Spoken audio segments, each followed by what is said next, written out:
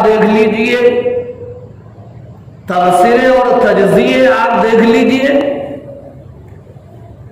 कुछ भी हो रहा है तो शैतान हमारा जहन दुश्मनों की तरफ मोड़ रहा है। नहीं भाई, तुम बहुत पहुंचे हुए हैं, तुम बहुत अच्छे हैं, ये तुम्हारा दुश्मन कर रहा है। दुश्मन में क्या मजाल कि वो कर सके? दुश्मन को अल्लाह ने हमारे अमल की वजह से हम पर मुसल्लत किया। बात देखिए कि कोरोना, लॉकडाउन वगैरह हम समझ रहे हैं सब ये वो नहीं है, उन सब ये नहीं है, गलत है, सलत है, ये साजिश है, फना है। तो साजिश या फिर दुश्मनी ये किसके कब्जे में? सब अल्लाह के कब्जे में। दुश्मन जो चाहेगा वो हो जाएगा। उसकी साजिश जो कामयाब हो रही है उसके पीछे भी तो अल्लाह की मर्जी शामिल है। अल्लाह की कुव्वत और ताकत के बगैर कुछ नहीं हो सकता। अल्लाह की चाहत और मर्जी ही से होता है। एक हदीस में यूं बयान किया गया कि जब गुनाह आम हो जाएंगे तो ऐसी ऐसी बीमारियां पैदा हो जाएंगी जिन बीमारियों के नाम ना तुमने सुना होगा ना तुम्हारे बाप दादाओं ने सुना होगा। अब ऐसे अल्फाज कभी हम सुने थे बचपन में, लॉकडाउन बोल के मालूम था, क्वारंटाइन बोल के मालूम था, कोरोना बोल के मालूम था, डेंगू बोल के मालूम था।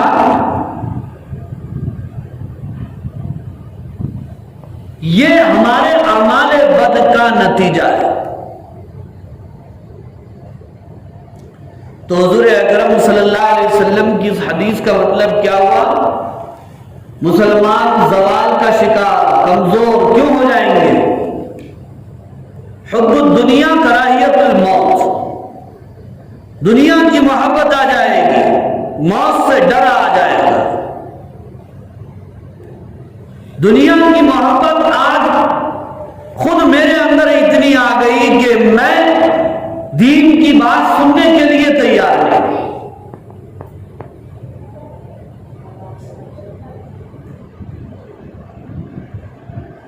दुनिया के तो हम बड़े कोले हैं, दीन के भोले हैं। कोई किसी स्कीम का ऐलान हो जाए तो मौलवी साहब से पहले सबको मालूम होता है। और ये अजान हो रही है तो क्या है कि मैं खड़ा हूंगा, भाई मेरे क्या सुना रहा। मस्जिद में ऐलान हुआ इज्तिमा है बोल के, अपने को क्या मालूम जुम्मा में ऐलान करे, असर में ऐलान करे, बोले नहीं हम अपने को मालूम ही नहीं, मशवरे में बुला रहे थे अपने को क्या मालूम। जिस वक्त मैं यहां पर आया था शांति नगर में, आज से 20 साल पहले की बात है, उस वक्त माहौल यह था कि हम किसी काम का इरादा करते और बच्चों के कान में आवाज पड़ती, पूरे बच्चे जमा हो जाते थे कि साहब आप इज्तिमा करना चाह रहे हैं, फला प्रोग्राम करना चाह रहे हैं, क्या करना, कैसा करना। और आज का माहौल ये बन चुका है, जैसे ही मालूम हुआ मौलवी ये करना चाह रहे, खरीब वाला भी दूर भाग के देख रहा, देखेंगे मौलवी साहब मेरे को बुला के पूछते नहीं पूछते। ये बुला बुला के बोलने का काम है या सुने तो खुद पहुंचाने का काम है। अब इतना बुलाया गया, उसके बाद भी मस्जिद में चंद लोग, 2-4 लोग हैं, फिर भी ऐलान किया भाइयों बुजुर्गों दोस्तों तशरीफ लाइए आप। अल्लाह और उसके रसूल की अहमियत दिलों से खत्म हो।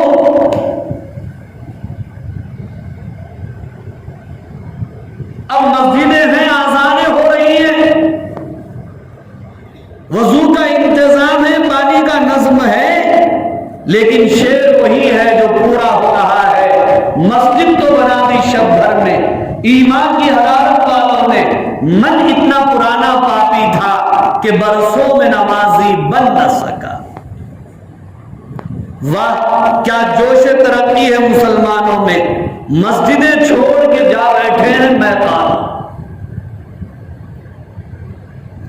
अब ऐलान के बाद आगे 2-4 लोग वो भी क्या सही सुनने के लिए तैयार होते हैं। करीब करीब आओ भाई, मिलके बैठो भाई, जुड़ के बैठो भाई। कोरोना बाजार में नहीं आता, जब 4 एक टेबल पे बैठ के चाय पीते वहां पे सोशल डिस्टेंस नहीं। वो व्हाट्सएप में देखे ना लतीफा, गाड़ी में कार में 4 जने एक साथ बैठ के नमाज का टाइम हो गया, गाड़ी में से उतर के जो है 1-1 मीटर दूरी से नमाज पढ़ रहे। तो जब तक गाड़ी में थे वो दूरी याद नहीं आई, जैसे ही नमाज में आ गए वो दूरी याद आई।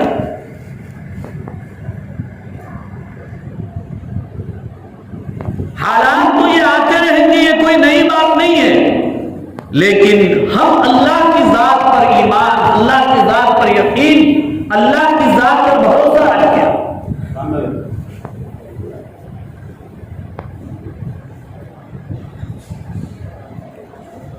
तो मेरे बुजुर्गों और अजीज दोस्तों, अब हमारे सामने 1 दिन 2 दिन में एक बहुत बड़ा महीना आ रहा है, जिसकी आजमत और बरकत का हाल यह है कि उसमें अगर नफिल भी अदा करेंगे अल्लाह फर्ज का सवाब अता फरमाए, और फर्ज अदा करेंगे 70 फर्जों का सवाब अता फरमाए। रमजान में 1 मर्तबा सुबहान अल्लाह पढ़ना गैर रमजान में 1000 मर्तबा सुबहान अल्लाह बोलने के बराबर है। कितने भाई? रमजान में 1 मर्तबा सुबहान अल्लाह बोले तो गैर रमजान में 1000 मर्तबा सुबहान अल्लाह बोलने के बराबर। अब अगर कोई ऐलान कर दिया रमजान में जो 1 मर्तबा सुबहान अल्लाह बोलेगा उसको 1000 रुपए मिलेंगे। कौन है जो दुकान खोल के बैठा रमजान में देखेंगे ये ऐलान के बाद? जाते हैं, ये मस्जिद बस होती है, हो सके तो मस्जिद का एक कोना खरीद लेते। सदर साहब उसका रेट बोलो क्या है? बोलते नहीं बोलते? 1000 तो दूर की बात है, एक सुभान अल्लाह पे अगर 1 रुपये का ऐलान हो जाए तो फिर कोई रमजान में बाजार में जाके कारोबार नहीं करेगा। करते भाई,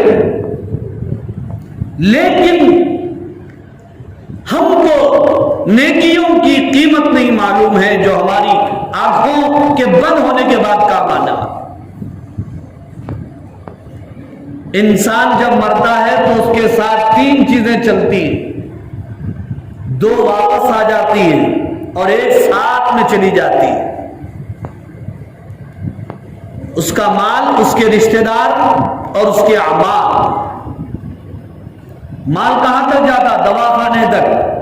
मर गया तो फिर घर में आगे बढ़ जाता।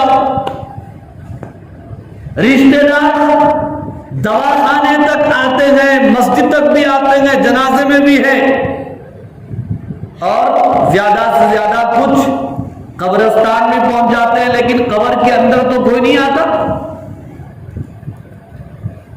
कोई बेटा नहीं आता, कोई बेटी नहीं आती, बीवी नहीं आती, और बीवी के साथ शौहर भी नहीं आता।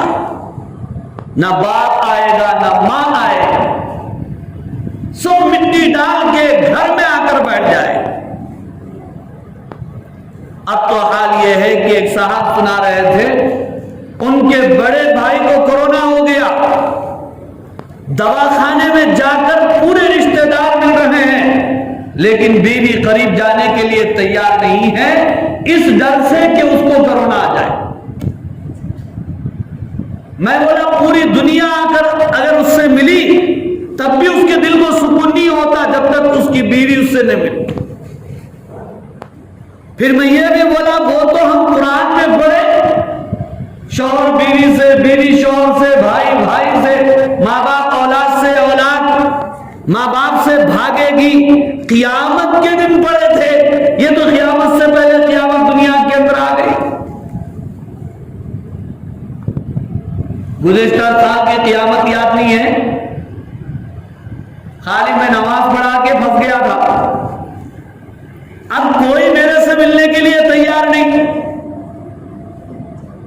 एक फोन करने के लिए तैयार नहीं।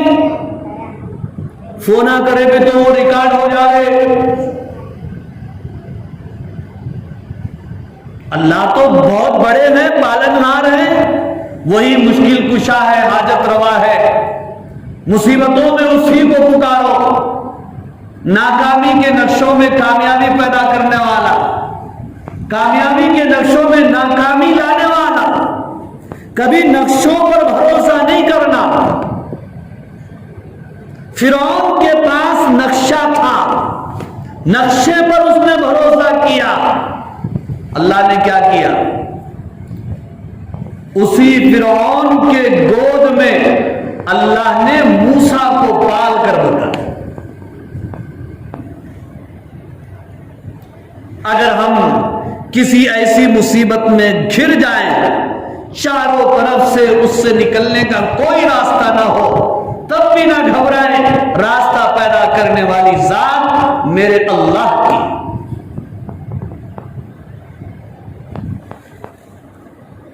वो तो कुन फयकून का मालिक है। हो जा, चीज वजूद में आ जाती है। किसी चीज को बनाने के लिए वो किसी चीज का मोहताज नहीं है। हम मामूली चाय भी बनाना है तो पत्ती के मोहताज, दूध के मोहताज, शक्कर के मोहताज, पानी के मोहताज, और गैस सिलेंडर के मोहताज, और भगोने के मोहताज, चमचे के मोहताज, तब जाकर के वो चाय सही बनी नहीं बनी। घर बनाने के लिए पैसों के मोहताज, रेती के मोहताज, ईंट के मोहताज, गिल्ले के मोहताज, कारीगर के मोहताज, लकड़ी के मोहताज, तब जाकर के घर बनता है। लेकिन अल्लाह किसी चीज के मोहताज नहीं है। अल्लाह ने खुद कहा सातों आसमान छत बन गए, अल्लाह ने खुद कहा सातों जमीनें फर्श बन गई, अल्लाह ने खुद कहा समंदर रवा हो गए, अल्लाह ने खुद कहा पहाड़ खड़े हो गए, अल्लाह ने खुद कहा दरख्त उग गए, अल्लाह ने खुद कहा हवाएं चली, अल्लाह ने खुद कहा आग पैदा हो गई। अल्लाह किसी के मोहताज नहीं।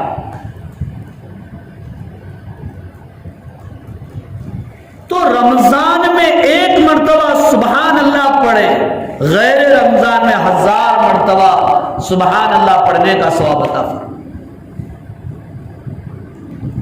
रमजान में सबसे पहला काम रोजे रखना। रमजान की सबसे बड़ी स्पेशल फर्ज इबादत रोजे। इस्लाम के कितने अरकान है भाई? बोलो भाई, आप इधर देखो, कितने अरकान है इस्लाम के? 5। उसमें एक रुकन कौन सा है? रोजा। रोजे के फजाइल इतने बड़े हैं, इससे आप अंदाजा लगा सकते हैं। अल्लाह ने नमाज के बारे में, ज़कात के बारे में, हज के बारे में ये नहीं फरमाया कि ये मेरे लिए है, मैं इसका बदला दूंगा। क़यामत के दिन सारी इबादतों का सवाब फरिश्तों से दिलवाया जाएगा। जब रोजे की बारी आएगी अल्लाह अपने हाथ से रोजेदार को सवाब अता फरमाएगा। रोजे के अलावा किसी इबादत के बारे में यह नहीं कहा गया कि उस इबादत गुजार के मुंह की बदबू अल्लाह के नजदीक खुशबू से ज्यादा पसंदीदा है, सिवाय रोजेदार के। पेट के खाली होने की वजह से रोजेदार के मुंह से कभी कभी बदबू आती है, आदमी टिक नहीं सकता। ऐसी खतरनाक रोजेदार के मुंह की बदबू अल्लाह ताला को खुशबू से ज्यादा महबूब और प्यारी। अर्श के फरिश्ते रोजेदार के लिए दुआ करते हैं,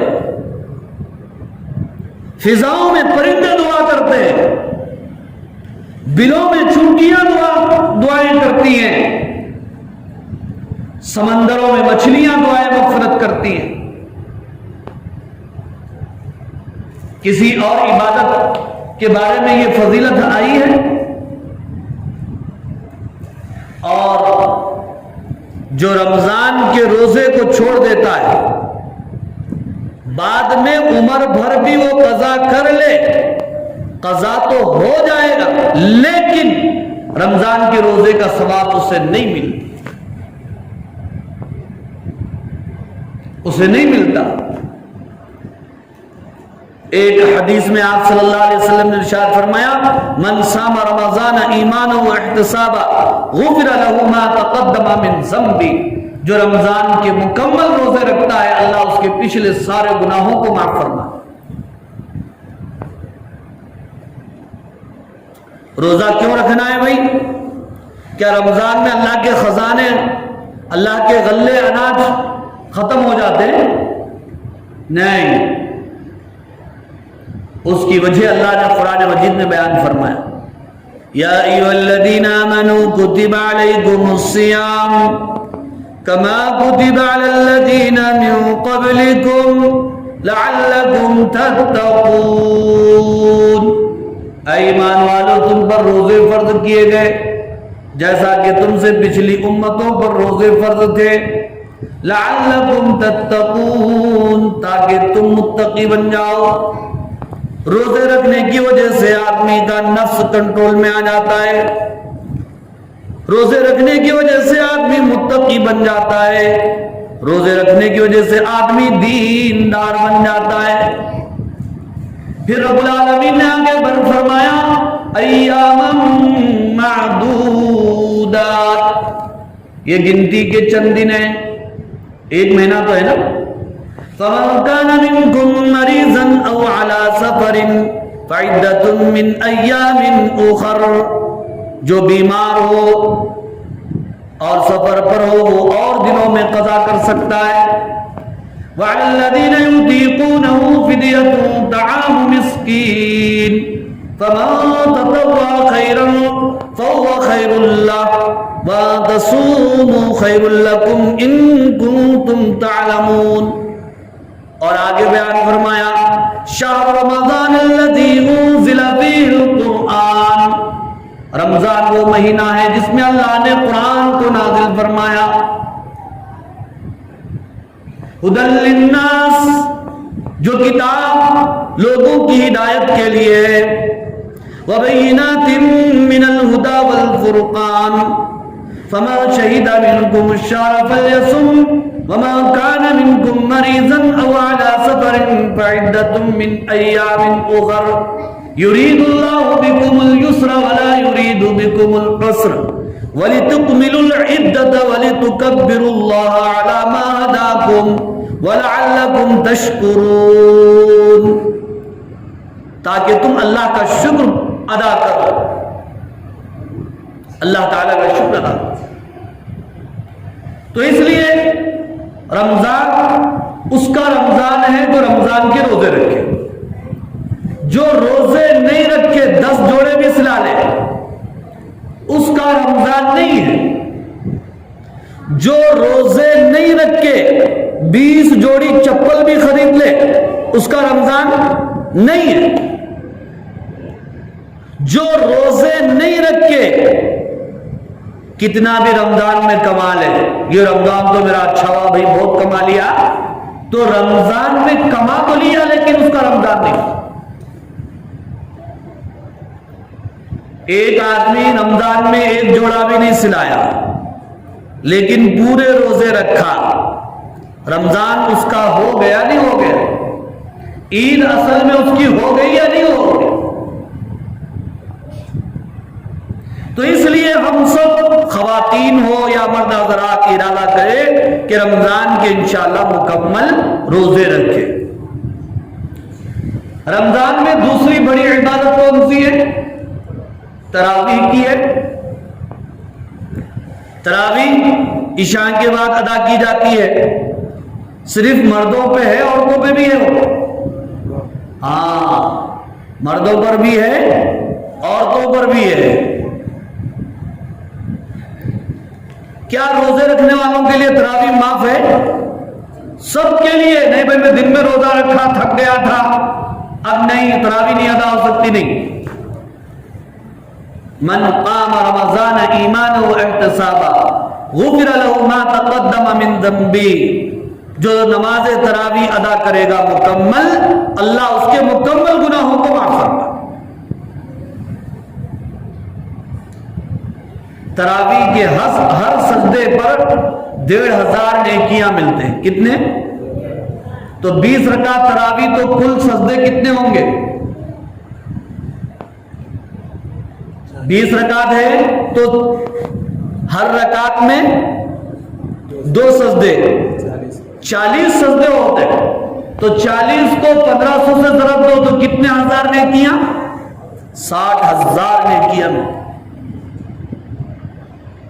और जो एक रकात तरावीह की अदा करता है, अल्लाह उसको जन्नत में एक ऐसा महल बनाकर देते हैं जिसके 60,000 दरवाजे सोने और चांदी के होते हैं।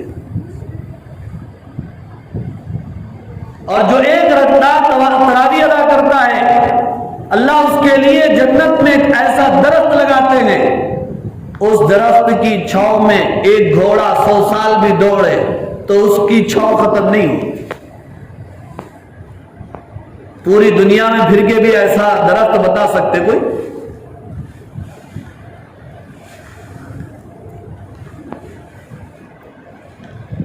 अब हम ऐन तरावीह के टाइम घरों के अंदर बैठ जाते हैं, बाजारों में घूमने लग जाते हैं। ये रमजान की बेहतरामी, रमजान की नाकदरी।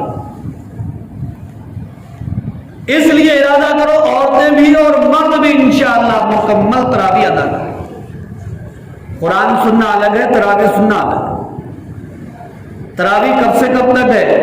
रमजान के चांद देखने से लेके शव्वाल के चांद देखने तक तरावीह है। नहीं मैं 10 दिन पढ़ लिया हो गया ना, तो कुरान सुनना हो गया, तरावीह तो नहीं हो गई ना भाई। नहीं तो एक काम करेंगे, सब मिलके 10 दिन का रमजान बना लेंगे, 10 दिन को पढ़ लेंगे, जो है चलो ये जो है रमजान का महीना 10 दिन का रहता, 10 दिन के बाद ईद मना लेंगे, खत्म। जमाने जाहिलियत में लोग ऐसे ही करते थे, सब मिलके इत्तेफाक कर लेते थे, ये साल 12 महीनों का नहीं 13 महीनों का, चलो। फिर एक साल सब मिलके इत्तेफाक कर लेते थे, ये साल 12 महीनों का नहीं 11 महीनों का। मुहर्रम में लड़ाई हराम थी तो मक्का के लोग क्या करते थे? कहते थे अब के बाद मुहर्रम सफर है, सफर मुहर्रम है, जिसे कुरान ने कहा इन्नमन नसीबु ज़ियादतुन फिल कुफ्र। नसी करना, किसी महीने को आगे पीछे करना, साल के महीनों की तादाद में आगे पीछे करना, यह कुफ्र में ज्यादा है। ऐसा नहीं कर सकते। 10 दिन तरावीह तो पढ़ से कुरान तो मुकम्मल हो सकती है, लेकिन तरावीह नहीं हो सकती। इसलिए तरावीह छोड़ेंगे भाई इंशाअल्लाह, सब इरादा करो मुकम्मल पढ़ेंगे ना। रमजान की इबादतों में और एक इबादत कौन सी है? आखिरी ताखर आते हैं, 21, 23, 25, 27 और 32 आखिरी अशरा कीमती होता है। ताक़रातों का एहतमाम जिसमें शब कदर की तलाश है। हम सब मिलके एक जमाने से शब कदर बोले तो 27 को समझ रहे, खासतौर पर औरतों को बना के रखे 27 को यही शब कदर। हम नहीं मानते, बोलते 21 को 23 को वो तुम्हारे मुल्क साहब बोले होंगे, मगर हमारी किताब अलग है, हमारे मुल्क साहब अलग है। 27 कुछ नहीं, शब कदर आखिरी ताक़रात है, किसी भी हो से ताक़रातों का है। रमजान की इबादतों में एक इबादत कौन सी है? एतिकाफ की। एक दिन का एतिकाफ, उसका सवाब इतना बड़ा है कि अल्लाह ताला एतिकाफ में बैठने वाले और जहन्नम के दरमियान 3 ऐसी खंदकें खोद देते हैं। एक एक खंदक 500 साल का अगर सफर भी करा आदमी तो खत्म नहीं हो। ऐसी 3 खंदकें आड़ फरमा। और सुन्नत एतिकाफ कितने दिनों का है? 1 दिन का, 2 दिन का, 3 दिन का एतिकाफ सुन्नत नहीं आता, ये नफिल है। सुन्नत एतिकाफ आखिरी अशरा, मुकम्मल अशरा। अब किस्मत से 9 भी हो जाते, 10 भी हो जाते, चांद के ऊपर है ना। सुन्नत एतिकाफ। और मस्जिद में एक आदमी तो 10 दिन का एहतिकाफ बैठना जरूरी है, वरना पूरी बस्ती गुनहगार। अभी से फिक्र करो। और बैठने वाला सिर्फ अल्लाह की रजा के लिए बैठना, पैसे देके नहीं बिठाना उसको। कोई भी नहीं बैठो, में आप सब गुनहगार होते हैं, तू तो बढ़ जा, अरे नहीं मेरी भी अब मसला है ना भाई, हमने कमाना करना, तो हम सब चंदादार को तेरे को देती तू बढ़ जा, तो एहतिकाफ होता नहीं हो। या जंजीरी एहतिकाफ भी बना लिए तो नहीं चलता। जंजीरी एहतिकाफ क्या है? 3-4 आदमी मिलके बना लिए, 3 दिन तू बैठ, 3 दिन तू बैठ, 2 दिन बैठ, जंजीरी एहतिकाफ, ये भी नहीं चलता। एक ही आदमी बैठना, अल्लाह को राजी करने के लिए बैठना, बगैर मुआवजे के बैठना, मुकम्मल वही 10 दिन बैठना, तब जाकर के पूरे महल्ले की तरफ से सुन्नत अदा हो जाए।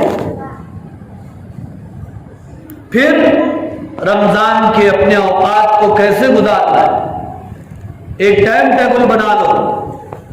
रमजान की इबादतों में एक बड़ी इबादत को कुरान मजीद की तिलावत, कुरान मजीद की तिलावत। कम से कम एक कुरान मुकम्मल देख के पढ़ना। रोजाना 1 पारा, सुबह पारा, 2 पारे पढ़ेंगे तो एक कुरान तो आसानी से हो जाएगी। अभी भी माशाअल्लाह कई बच्चियां, कई बेटियां ऐसी हैं जो रमजान में 7-7, 8-8 कुरान मुकम्मल कर लेते। बास बहनें भी ऐसी हैं। लेकिन मर्दों को क्या हो जाता मालूम नहीं, एक कुरान भी नहीं पढ़ते। ये किताब जिंदों की है या मुर्दों की है? हम जिंदे हैं, मुर्दे हैं? माशाअल्लाह जिंदे हैं ना। लेकिन हम क्या समझ रहे हैं? मुर्दों की किताब समझ रहे हैं। कौन तो भी मरे तो ज्यादा है, जाओ मस्जिद को जाके पारे लेके आओ। मस्जिद के पारे मस्जिद के लिए है, मस्जिद में जो आके बैठता है उसको पढ़ने की इजाजत है। मस्जिद के पारे घर को नहीं ले आ सकते, ये वक्फ है, वक्फ। मस्जिद का कौन तो भी पंखा खोल के ले जा सकता,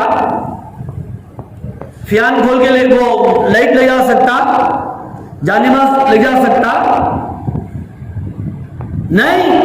वो मस्जिद की मिल्कियत है, अल्लाह की मिल्कियत है। वक्फ का मतलब सदर साहब बोलेंगे, इमाम साहब बोलेंगे, किसी के बोलने से जायज नहीं हो जाता। वो अल्लाह की मिल्कियत है, वो अल्लाह की जागीर में है। वक्फ और अतिया का मतलब ये होता है। मस्जिद के बारे भी नहीं दे सकते आप, मस्जिद में बैठ के पढ़ने के लिए। मुसलमानों का मिजाज कुरान मजीद को खरीद कर पढ़ने का नहीं है।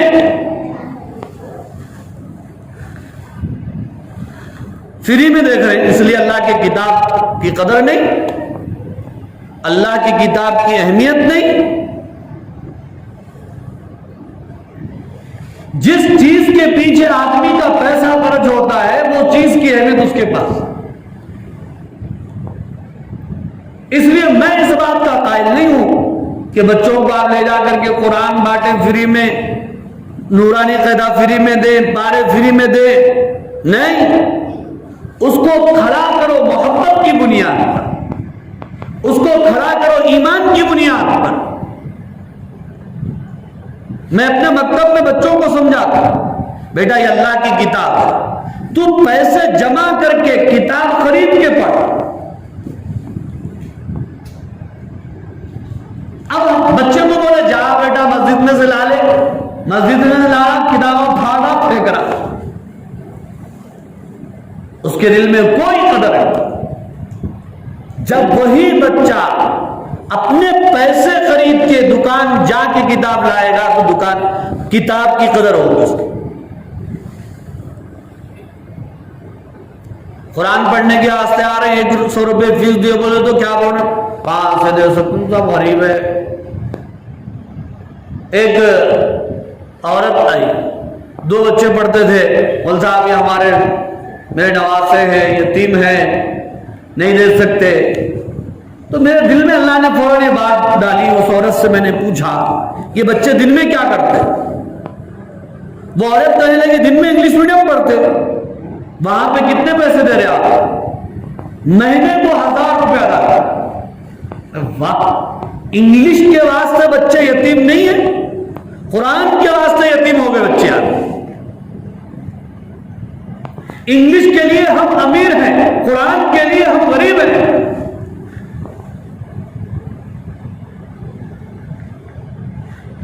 स्कूलों और कॉलेजों के लिए हम अमीर हैं, मस्जिदों के लिए गरीब हैं हम। चंदा भी दियो तो होता अपने से देना, बड़ी मुश्किल से हल्लू 10 रुपए निकाल को 10 मरतबा देखो दे। वही सिगरेट परसों अलीपुर में बता रहे थे बयान में, एक मैं पूछा भी सिगरेट कितने का है, बोलो कितने बोल मालूम है? एक सिगरेट 30 रुपए का दे, सही बात ही है? नहीं वैसा नहीं, देखो रेट बोले तो पीना जरूरी है क्या?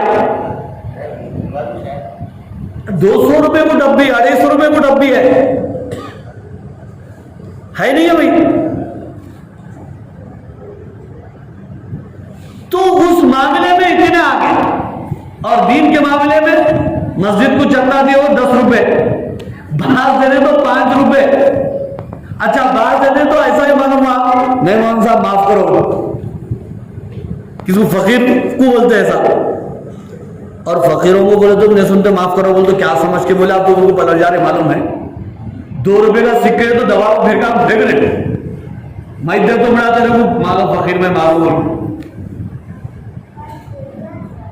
और ये अल्लाह के घर से अल्लाह के नाम पर आपके पास मांगने के लिए आया है, और उस वक्त जेब से पैसे नहीं निकलते, गुनाह के काम के लिए, नाच गाने के लिए और स्टेज सजाने के लिए बरसात, नोटों की बरसात हो रही, नोटों की बरसात हो रही है। ये पटाखे फोड़ने के लिए जब आपके जेबों में पैसे कहां से आ गए? ये नाचने के लिए पैसे कहां से आ गए? ये नचवाने के लिए पैसे कहां से आ गए?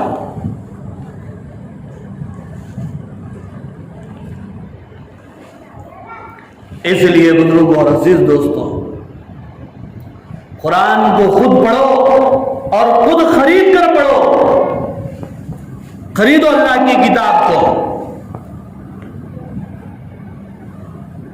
बच्चों को भी आदत डालो, उनसे किताबें खरीदवाने की आदत डालो। तो कुरान मजीद की तिलावत करना, पढ़ने नहीं आता तो क्या करना? पढ़ना सीखना।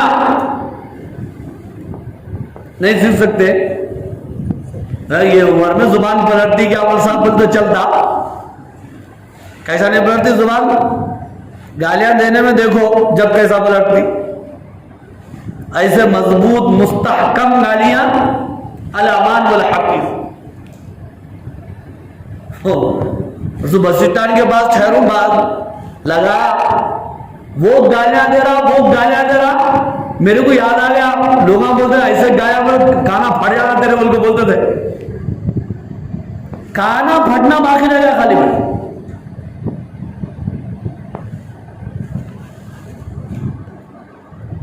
तो ये हाल वहां पे जमाना अच्छा बरतती है। गालियां भी नहीं देना, गालियां देना किसका काम है? मुनाफिकों का काम। हम मस्जिद में अच्छे रह रहे, घर में आते ही क्या है?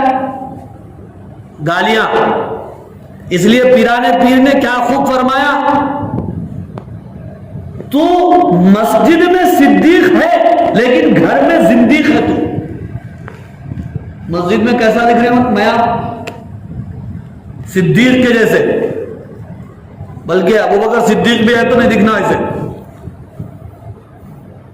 और घर में जिंदीक। और असल अच्छा मुसलमान कौन है? जो घर में अच्छा रहना।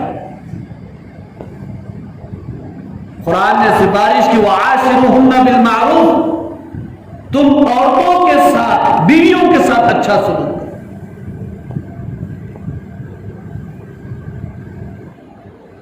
एक दो नहीं, कई अहादीस। लेकिन औरतों को भी चाहिए कि वो मर्दों की इज्जत करे, एहतराम करे। इधर से हाथ चलता, उधर से क्या चलता?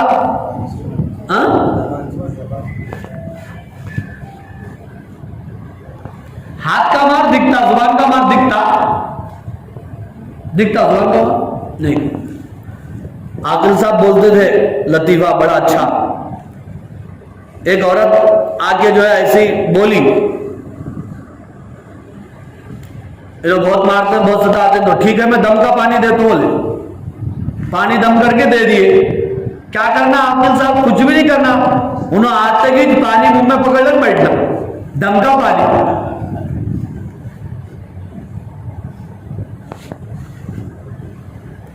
तो इसलिए औरतें भी अपनी जुबानों को ना चलाएं और मर्द अपने हाथों को ना चलाएं, तो फिर जन्नत से पहले घर जन्नत बन जाए,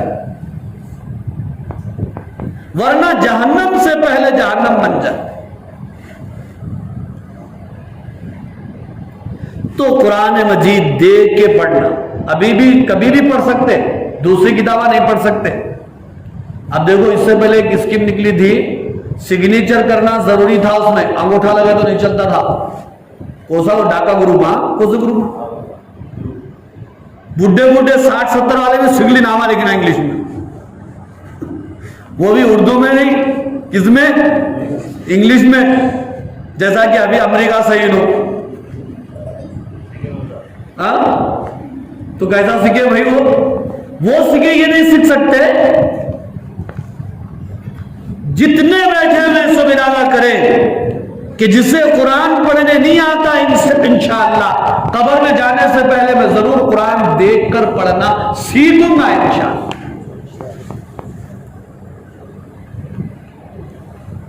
दिल ना चाहे तो बहाने हजार है। अगर दिल से इरादा करेंगे, अल्लाह पढ़ने की तौफीक दे। तो रमजान में कुरान मजीद की कसरत से तिलावत करें, कसरत से तिलावत करें। रमजान की इबादतों में से इसी तरह रमजान की इबादतों में तहज्जुद का एहतमाम करना है। हम सहरी में उठते ना, थोड़ी देर पहले अगर उठे, औरतें भी उठ जाती माशाअल्लाह, हमसे पहले उठ जाती हैं औरतें। थोड़ी देर पहले उठ के 2 रकात, 4 रकात, 6 रकात, 8 रकात, 10 रकात, जितना अल्लाह तौफीक दे दे पढ़, और दुआएं। इसलिए कि रमजान में अल्लाह ताला की रहमत जोश में होती और तहज्जुद के औकात की दुआएं जरूर कबूल होती। और एक रमजान की इबादतों में खास इबादत यह है कि इफ्तार के वक्त की दुआ अल्लाह ताला रोजेदार की दुआ कबूल फरमाए। तो औरतें क्या करना, रमजान में इफ्तार से पहले मगरिब से 15 मिनट पहले 20 मिनट पहले पूरा खाना पकाना खत्म कर देना। नहीं तो हमारी आदत क्या है, इफ्तार से पहले हम ठेले वाले को भागते रहते, उधर से छुड़ियां तेज होते रहते। अब दुआ मांगने का टाइम मिलता, बोलो भाई मिलता टाइम, हम अपना मामूली बना लेना घर में मगरिब से पहले पूरे छोटे बच्चों को ले लेके 10 मिनट पहले रो लेते बैठे। इफ्तार के वक्त रोजेदार की दुआ क्या होती है, वो बोलो। अच्छा, रमजान में बहुत सारे लोग ज़कात देते हैं, तो हम ज़कात देना सीखना, लेना सीखना जी, देना सीखना। माशा, ज़कात माल पे है, सोने पे है, चांदी पे है, तिजारत के प्लाटों पे है, तिजारत के प्लाट घर बनाने के लिए जो रखे वो नहीं, जमीन भी जो जितनी भी हो तिजारत की हो तो उस पर भी ज़कात, खेतों की जो खेत के लिए जो जमीन है उसके ऊपर ज़कात नहीं, उसके ऊपर उसमें से अनाज निकला तो उश्र है। तो हिसाब लगा करके ज़कात अदा करें। 52.5 तोले चांदी के बराबर अपने पास सोना चांदी मिला के है, या उतने पैसे हैं, या उतनी कीमत की जमीन है, और कर्जा वगैरह निकालने के बाद उतनी मिकदार अपने पास बच रही है, तो ज़कात फर्ज है साला। औरतों के पास में सोना बहुत रहता, चांदी मिला दिए तो सोना चांदी दोनों मिलकर निसाब को पहुंच जाते, ज़कात देना पड़ता। मगर औरतें मानते नहीं, हमें कहां से ला को देना, कहां से ला को देना। अब जन्नत में जो बोलते हैं, अल्लाह जन्नत में जो बोले तो हमें कहां से जाना बोलना। औरतों के पास भी अगर इतना सोना और चांदी है ज़कात की मकदार के बराबर, उनके ऊपर ज़कात फर्ज है। शौहरों से मांगो, तरगीब दो, कपड़े नहीं है तो कैसा बोल के तंग करके कपड़े रमजान में नहीं मंगा रहे। उससे पहले ये बोलो नहीं, ये रमजान को मेरे कपड़े नहीं होना, मैं ज़कात अदा कर दूं, ऐसा बोलने वाला है कौन? तो भी पहले कपड़े होना हो, ज़कात तुम्हें दे लो नको दे लो, हमको क्या करना है? ज़कात नहीं दिए तो माल चले जाता है, तुम्हारा जाता, हमारा क्या। ज़कात नहीं देंगे, हदीस के मफ़हूम में बात आती है कि वो ज़कात का माल बकिया पूरे माल को हलाल कर देता, चाहे वो जंगल में रहने, चाहे घर के अंदर रहने। और हो ऐसा, अब कई लोग फोन करते, मुझे साहब रखे जगह से सोना जा गया, कौन लिख गया था, फाल खोलो, फाल खोले तो क्या मिलता? ज़कात ही नहीं दिए, सबसे बड़ा फाल बेचे वो।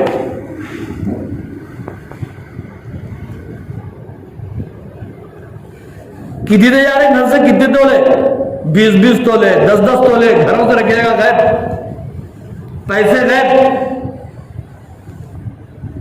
ज़कात नहीं देने से। तो इसलिए ज़कात भी देंगे ना भाई इंशाअल्लाह। ये रमजान की जुमला इबादत है, इन इबादतों का हम एहतमाम करेंगे तो इंशाअल्लाह ये रमजान का एहतमाम, रोजे का एहतमाम, तरावीह का एहतमाम, तिलावत का एहतमाम, ताक़रातों का एहतमाम, एतिकाफ का एहतमाम, ज़कात का एहतमाम, और उसके साथ साथ नमाजों का एहतमाम। वो तो बोलने का हज नहीं ना, वो तो हज के साथ, हाँ वो तो कैसे